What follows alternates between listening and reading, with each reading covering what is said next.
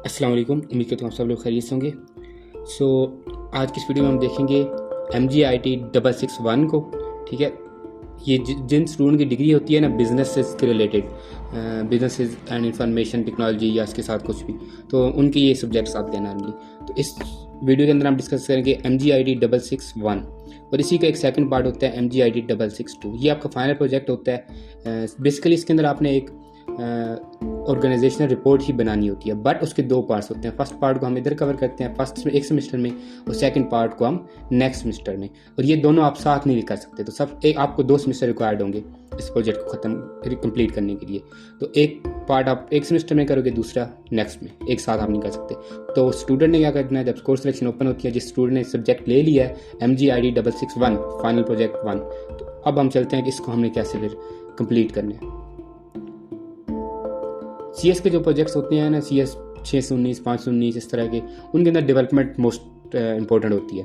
लेकिन ये जो प्रोजेक्ट है इसके अंदर डेवलपमेंट नहीं है, लेकिन इसके अंदर जो डॉक्यूमेंटेशन है वो बहुत ज़्यादा इंपॉर्टेंट है, उस पर बहुत ज़्यादा टीचर्स फोकस करते हैं। तो ये आपका सब सब्जेक्ट सेलेक्ट हो जाएगा, ये आप देख सकते हैं। इसके हम एक दफ़ा लेक्चर्स में आपको ओवरव्यू करवा देता हूँ। इसके 5 से 6 लेक्चर होते हैं। पहले 5 इंपॉर्टेंट होते हैं पहले पार्ट के लिए, पहले सेमेस्टर के लिए, और नेक्स्ट वाला भी नेक्स्ट में हम देखेंगे। ठीक है, अभी इस वीडियो में हम जस्ट एक पार्ट पे रहेंगे कि इसको हम कैसे क्लियर करेंगे। इसको जब ये वाला पार्ट क्लियर होगा, आपका पास होगा इस सब्जेक्ट, तब आप नेक्स्ट सेमेस्टर में MGIT 662 लोगे, मतलब आपका सेकंड पार्ट अपने प्रोजेक्ट का। तो पहला ये वाला क्लियर करना ज़रूरी है। तो ये लोड होता है, तो मैं आपको इसको दिखाता हूँ। ठीक है, तो ये अभी डायरेक्ट आया है इसके 5 वाले लेक्चर पे, इसके पहले 4 भी हैं। ठीक है, तो यहाँ पे मैं आपको एक टिप देता चलूँ। आपने क्या करना है, आप बाकी आप सब्जेक्ट भी आपके होंगे, हम नहीं रिकमेंड करते स्टूडेंट को कि आप लेक्चर सारे वाच करो, उनके कमेंट्स पढ़ो, क्योंकि इतना टाइम स्टूडेंट नहीं दे पाते। तो मैं लेकिन आपको रिकमेंड करूँगा कि ये जो MGIT 661 है, इसके सिर्फ 5 ही लेक्चर हैं। ठीक है, यहाँ पे आप देख सकते हो। छठा जो है वो आपको नेक्स्ट सेमेस्टर नीडेड होगा, वो हम बताएंगे उस टाइम पे। अभी आप अपने माइंड में पहले 5 लेक्चर रखो। तो आपने क्या करना है, एक काम करना है, हर सेमेस्टर ये question answer I think change होंगे। तो आपने क्या करना है, सिंपली आप जब इनरोलमेंट करोगे तो ये पहले लेक्चर 1 ओपन होगा, 2, 3 से 1। आपने इसके ऊपर जो भी कमेंट्स आ रहे हैं ना, इनको आपने रीड करना है लाजमन। और बाकी जो मटेरियल है वो भी रीड कर लो, तो मोस्ट इंपॉर्टेंट है ही चीज़ें इसमें बताई गई हैं, और 5 वाला तो है भी इंपॉर्टेंट।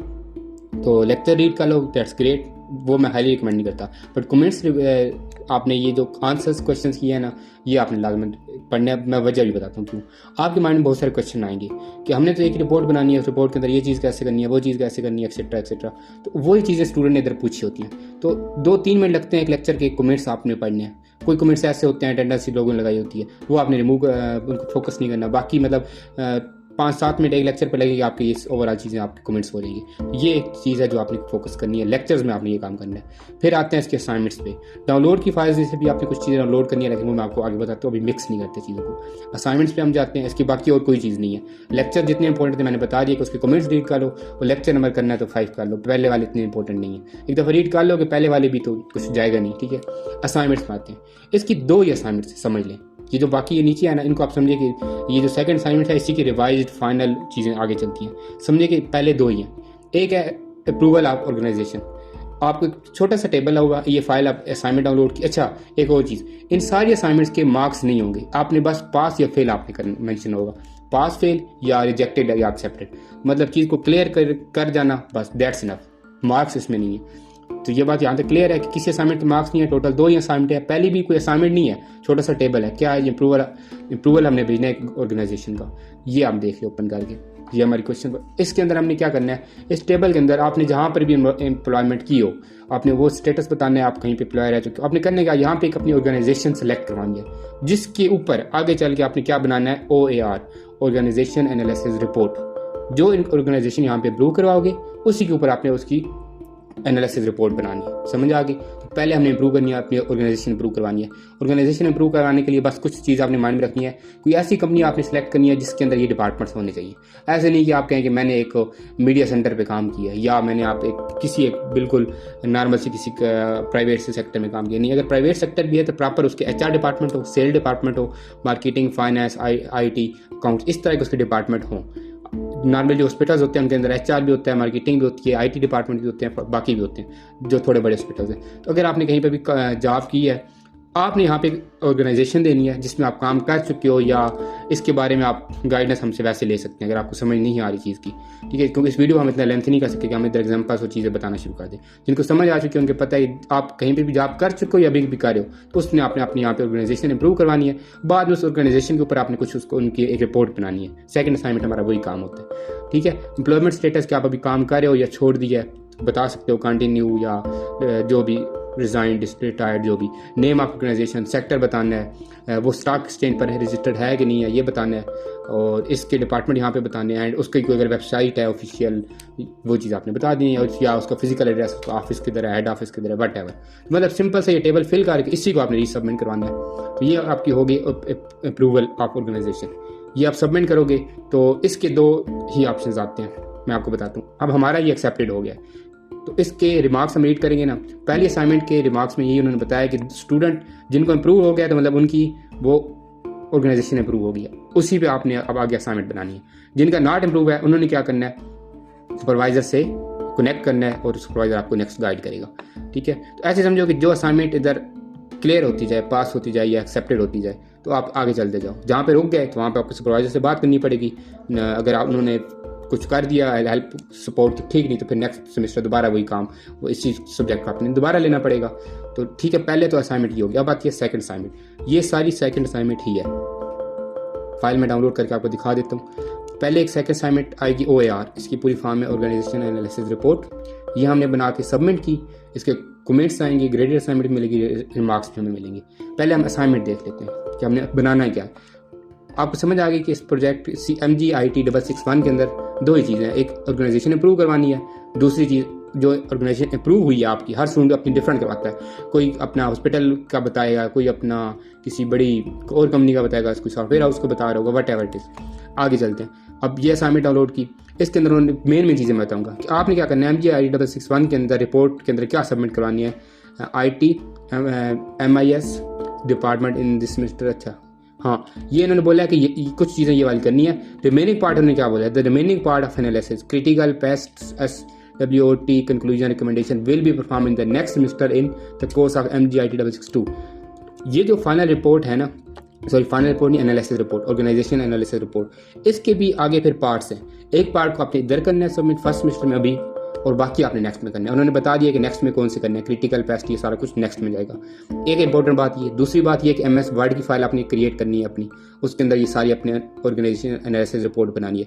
अच्छा, मैं नेक्स्ट इसको शॉर्ट में बोलूँगा OAR, ठीक है, ऑर्गेनाइजेशन एनालिसिस रिपोर्ट, ठीक है, या मैं एनालिसिस रिपोर्ट बोल दूंगा। ये आपने PDF में MS वर्ड में बनानी है। अब इसका फॉर्मेट हमें किधर से मिलेगा, इस रिपोर्ट का, ये इस रिपोर्ट के अंदर हमने क्या भी बनाना है वो आपको डाउनलोड के सेक्शन से मिलेगा, ठीक है। ये चीज़ उन्होंने इधर बोली है। बाकी इन्होंने गाइडलाइंस का बोला है कि आपने प्रॉपर्ली फॉलो करनी है। अच्छा, एक लेटर ऑफ अंडरटेकिंग आपने बना के स्कैन करके वो भी उधर सबमिट करना होता है। स्टूडेंट को उसका ID सिग्नेचर आते हैं, लेकिन वो भी आपको डाउनलोड के सेक्शन से मिल जाएगा। फिर बाकी उन्होंने अपनी सबमिशन की डेट बोली है, हर स्टूडेंट की हर सेमेस्टर डिफरेंट होगी। एंड एक चीज़ बहुत इंपॉर्टेंट है यहाँ पे, नॉर्मल जो डॉक्यूमेंटेशन होती है ना प्रोजेक्ट्स की, उन पर इतना फोकस नहीं किया जाता, उसके अंदर फोकस किया जाता है डेवलपमेंट में। लेकिन ये जो MGIT 661 या 662 है, इसके अंदर डेवलपमेंट तो आपकी है नहीं, तो मोस्टली जब फोकस किया जाएगा वो आपकी सी डॉक्यूमेंटेशन भी किया जाएगा। तो थोड़े सा भी आपने अगर ChatGPT का AI का किसी का यूज़ किया या किसी स्टूडेंट से कॉपी किया, प्लेजरिज्म बनेगा। और इनके पास टूल्स होते हैं, ये प्रॉपर चेक करके बताते हैं। मैं आपको आगे बताऊंगा, इसे भी सही इधर नीचे दिखाऊंगा कि इन्होंने कैसे डिटेक्ट किया है, ठीक है। तो इस असाइनमेंट से हमें ये पता चला है कि हमने एक ऑर्गेनाइजेशन एनालिसिस रिपोर्ट बनानी है, किसके ऊपर, वही ऑर्गेनाइजेशन, उसी ऑर्गेनाइजेशन के ऊपर हमने एनालिसिस रिपोर्ट बनानी है जो हमने इंप्रूव कराई है फर्स्ट असाइनमेंट में। तो अब इसके फॉर्मेट हमें नहीं मिल रहा, वो उन्होंने बता दिया डाउनलोड के सेक्शन में। हम अब डाउनलोड के सेक्शन में जाएंगे, इसी सब्जेक्ट के अंदर डाउनलोड के सेक्शन में जाएंगे। यहाँ से 2 चीज़ें डाउनलोड करनी है, एक लेटर ऑफ अंडरटेकिंग, ये इसी के अंदर आ गया, दूसरा format of organisation analysis report. इस पर मैंने क्लिक किया, मैं बैक जा रहा हूँ क्योंकि हम यहाँ पे डाउनलोड के सेक्शन में अभी तक हमारा यही काम है, बाकी हमने कोई चीज़ नहीं करनी। दोबारा असाइनमेंट में आते हैं, ये देख लें, लेटर ऑफ अंडरटेकिंग इस तरह का होगा। ये आप प्रिंट करके निकलवाओगे, इधर अपना नाम ID डालोगे और बाकी एक दफ़ा रीड करके अपना नेम, सिग्नेचर, डेट, और फिर इसको इमेज बना के या स्कैन करके अपने पास रख लेना है। किधर ऐड करना है मैं बताऊंगा, वो आपने इधर एनालिसिस रिपोर्ट के अंदर। ये हमारा फॉर्मेट है ऑर्गेनाइजेशन एनालिसिस रिपोर्ट का, लेकिन हमने इस तरह PDF में नहीं बनानी। यहाँ से हमने गाइडेंस लेनी है कि हमने क्या क्या चीज़ें बनानी है। बनानी हमने MS वर्ड की फाइल है, तो आप कहीं पर भी जाके अपना जैसे सिंपल MS वर्ड की फाइल बनाते, राइट क्लिक करो, MS वर्ड की फाइल ओपन करो। अब MS वर्ड की फाइल हमने बना ली, उसको कोई भी नाम दे दो। अब उसके अंदर हमने बनानी है अपनी ऑर्गेनाइजेशन एनालिसिस रिपोर्ट। प्रोजेक्ट 1 मतलब फर्स्ट सेमेस्टर, मैं आपको बता देता हूँ, यहाँ पे एक कन्फ्यूजन है। फर्स्ट सेमेस्टर के अंदर कितनी हेडिंग्स है? 1 2 3 4 5 6 7 8 तक आपने लेना है, यहाँ तक। अब क्वेश्चन आएगा कि ये जो 9 है ना, क्रिटिकल एनालिसिस, ये भी इधर है। 10 वाली जो है ना वो सेकंड सेमेस्टर आ रही है, लेकिन नहीं, हमने सुपरवाइजर के बारे में बात भी की है और असाइनमेंट के अंदर मेंशन भी था। ये जो असाइनमेंट हमने डाउनलोड की थी ना सेकंड, अगर आपने उधर रीड किया हो तो मैंने उधर रीड करके बताया भी था। यही चीज़ इंपॉर्टेंट है कि remaining part of analysis, critical, PEST, SWOT, ये सारा कुछ नेक्स्ट में जाएगा। तो ये बात याद रखिएगा, ये क्रिटिकल एनालिसिस जो है ये नेक्स्ट सेमेस्टर में है, मतलब सेकंड सेमेस्टर में, MGID 662 में। तो आपने यहाँ तक करना है, 8 नंबर तक करना है, 8.11 कंक्लूजन यहाँ तक करना है। आपने जो फर्स्ट सेमेस्टर में एनालिसिस रिपोर्ट बनानी है, पहले 8 हेडिंग्स की बनानी है, ठीक है। ये बात क्लियर, ये इंपॉर्टेंट बात है। ये चीज़ हमें भी कन्फ्यूजन थी, हमने भी सुपरवाइजर से डिस्कस की, उन्होंने यही कहा है कि क्रिटिकल पार्ट आपने नेक्स्ट सेमेस्टर करना है। 9 10 11 12 ये 15 16 जितना भी है ये हमने नेक्स्ट करना है, बाकी चीज़ें आप छोड़ दो। आप अपने माइंड में रखो ये पहली 8 चीज़ें हमने बनानी है। तो पहला हमने क्या बनाना है जी, MS वर्ड की जो फाइल होगी, एक हमारा टाइटल पेज होगा, टाइटल पेज के अंदर ये चीज़ ऐड करेंगे। एक कुछ मैं आपको इधर इंस्ट्रक्शन देते चलूँ कि एक पेज के ऊपर एक हेडिंग रखनी है, ज़्यादा रखोगे तो वो फिर आपको एक्सेप्ट नहीं करेंगे। ये सारी चीज़ मैं आपको एक्सपीरियंस बता रहा हूँ, जो कि हम रिसेंट स्टूडेंट के काम कर चुके हैं, उसी से हमारे कमेंट्स आए हैं। तो ये पहले पे टाइटल बनेगा, फिर एक लेटर ऑफ अंडरटेकिंग, वो लेटर ऑफ अंडरटेकिंग कौन सा है जो मैंने आपको दिखा दिया डाउनलोड करके, ये ठीक है, अभी ओपन भी किया था, उसी को फिल करके दोबारा स्कैन करके आपने वो ऐड करना है। डेडिकेशन ये ऑप्शनल है, आप देना चाहो। एक्नॉलेजमेंट, ये सारी चीज़ आपने रीड करते जाना है। और ये आपने बनानी है किस चीज़ के बारे में, आप ओवरव्यू ऑफ द ऑर्गेनाइजेशन। भाई हमने ऑर्गेनाइजेशन का ओवरव्यू तो देना है, लेकिन किस ऑर्गेनाइजेशन का? वही ऑर्गेनाइजेशन जो हमने फर्स्ट असाइनमेंट में इंप्रूव कराई है। चीज़ यहाँ तक क्लियर है? यही चीज़ है सारा कुछ। MGID 661 के अंदर आपने बस यही सब कुछ करना है, ऑर्गेनाइजेशन अप्रूव करवानी है, उसकी ऑर्गेनाइजेशन एनालिसिस रिपोर्ट बनानी है, और रिपोर्ट भी कंप्लीट नहीं, पहले 8 हेडिंग्स, बाकी की जो 7 हेडिंग्स है ना 8 से लेके 15 तक, वो आपकी नेक्स्ट सेमेस्टर चली जाएंगी। तो अब हमने बनाई, सबमिट की, देखते हैं जी कमेंट क्या है। अच्छा, इसको मैं आपको बता देता हूँ, नीड इम्प्रूवमेंट्स हमारा कमेंट आया था फर्स्ट टाइम पे। ये एक दफ़ा नहीं होता कि पास होगी या फेल होगी, इसके 3 रिजल्ट्स आते हैं। रिमार्क्स में आपको बताता हूँ, 3 वे में रिजल्ट आता है। या तो वो कहेंगे पास, ठीक है, अगर उन्होंने आपको कमेंट्स के अंदर आपको लिखा है पास, तो मतलब स्टूडेंट पास है। अब इसके बाद आने वाली कोई भी अनाउंसमेंट या एक असाइनमेंट इस स्टूडेंट के लिए ज़रूरी नहीं है। All the student deserve a big round of applause, ठीक है, जाहिर सी बात है, फर्स्ट टाइम में उन्होंने कंप्लीट कर लिया, दैट्स इट। पास स्टूडेंट वालों को अब इसमें और कुछ करने की जरूरत नहीं है। पहली कैटेगरी, ये इन्होंने बताया कि हमने इस रिजल्ट को ना एवेल्यूएटेड किया इन divided into pass, need improvement and rejected. अब नीड इंप्रूवमेंट्स वालों का काम लंबा है और मोस्टली स्टूडेंट इसी कैटेगरी में आते हैं। नीड इंप्रूवमेंट्स वालों को किया जाता है, एक चांस मिल जाता है कि आपकी रिपोर्ट कंप्लीट नहीं है, उसमें मसाइल हैं, जो भी इशूज़ हैं, बट आपको फेल नहीं किया जाता, तो आपने दोबारा सबमिट करवाई। हमें नीड इंप्रूवमेंट्स मिली है, तो उन्होंने बताया कि वीक पॉइंट्स अपने सारा कुछ ये इंस्ट्रक्शन रीड करें, और जो रिजेक्टेड हैं उनका यही है कि उधर एक किस्म के वो इधर फेल है, उन्होंने यही क्या करना है, their current submission stand invalid and they will be required to reenrol in the next semester. तो ये बात याद रखिएगा, ऐसा नहीं कि आप सर से उतार दो, ऐसी अपनी रिपोर्ट सबमिट करवा दो सारी AI से बनवा के, और बाद में वो आपको रिजेक्ट मिल जाए। अगर ऐसा होता है तो आप इस सेमेस्टर आप फेल कर चुके हो, अब नेक्स्ट सेमेस्टर दोबारा यही प्रोजेक्ट लोगे और नेक्स्ट सारा कुछ यही करोगे, तो आपका एक सेमेस्टर जाएगा इसके अंदर। तो यहाँ तक बात क्लियर है?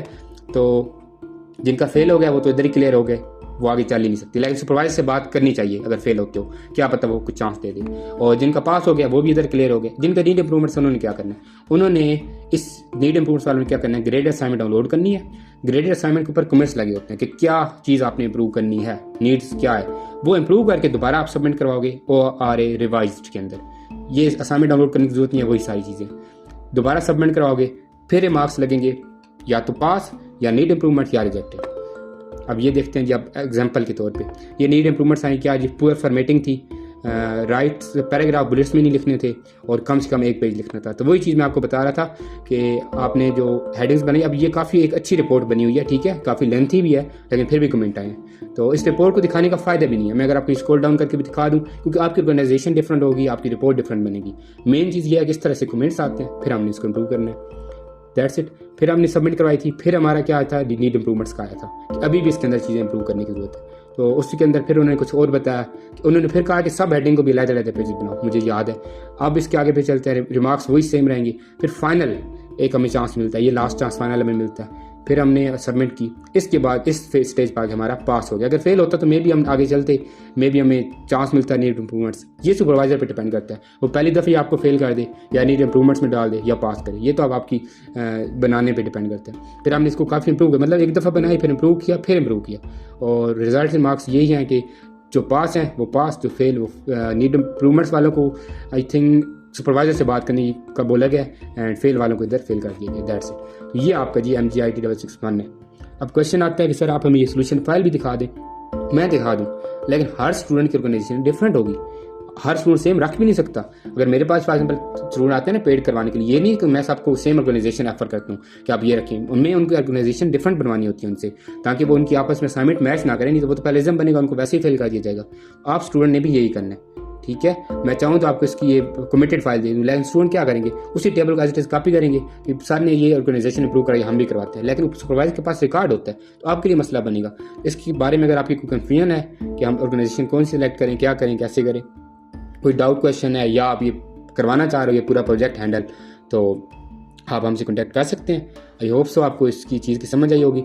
लास्ट में मैं आपको सम अप कर देता हूँ चीज़ों को कि इस MGIT 661 के अंदर आपने 2 असाइनमेंट देनी है। पहले ऑर्गेनाइजेशन इंप्रूव करवानी है, ऑर्गेनाइजेशन इंप्रूव आसानी से हो जाती है, बस ये हो कि वो ऑर्गेनाइजेशन थोड़ी वैलिड हो, वो इन रियलिटी एग्जिस्ट करती हो, उसका थोड़ा नाम हो और उसकी बेसिक डिपार्टमेंट्स होने चाहिए जो मेंशन है, वो इंप्रूव हो जाएगी। फिर उसके अंदर आपने वो उसकी एनालिसिस रिपोर्ट बनानी है, ऑर्गेनाइजेशन एनालिसिस रिपोर्ट, वो आपने अच्छे वाली बनानी है। जब वो आपकी क्लियर हो जाएगी दैट्स ग्रेट, एंड आपका ये सब्जेक्ट क्लियर है, यहाँ से नेक्स्ट सेमेस्टर चला जाएगा।